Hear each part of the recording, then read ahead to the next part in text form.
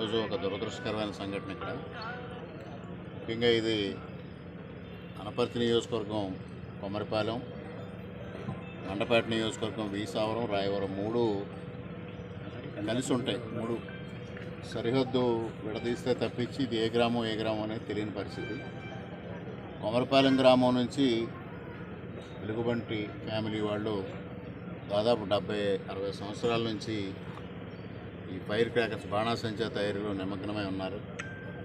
ఆ కుటుంబం 70 సంవత్సరాలుగా అన్ని పర్మిషన్స్ తీసుకొని పద్ధతుల ప్రకారంగా వారు చేసుకుంటూ ఉంటారు.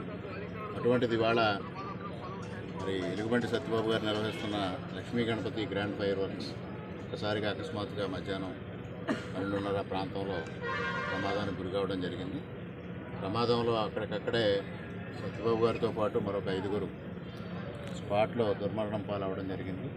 మరొక 5గురు వరకు క్షతగాతుల్ని వివిధ ఆసుపత్రులకి తరలించడం జరిగింది.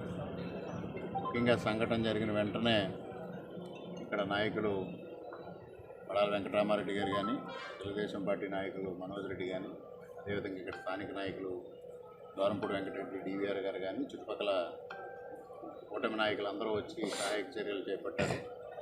అధికారులు కూడా వచ్చి చేపట్టారు.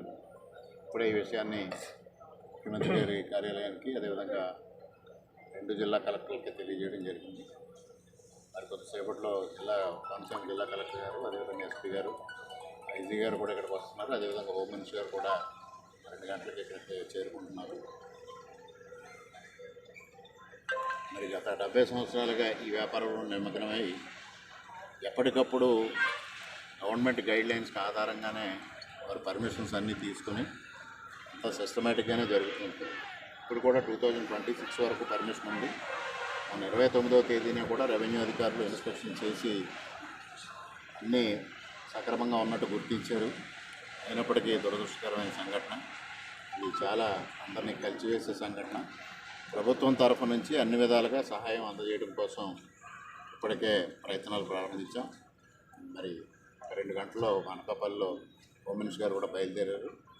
వచ్చిన తర్వాత ముఖ్యమంత్రి గారితో చర్చించి తగిన విధంగా వారికి కాంపన్సేషన్ కూడా ఇవ్వడానికి ప్రభుత్వం తరఫు నుంచి అన్ని విధాల సహాయ సహకారాలు అందిస్తామని తెలియజేస్తాం.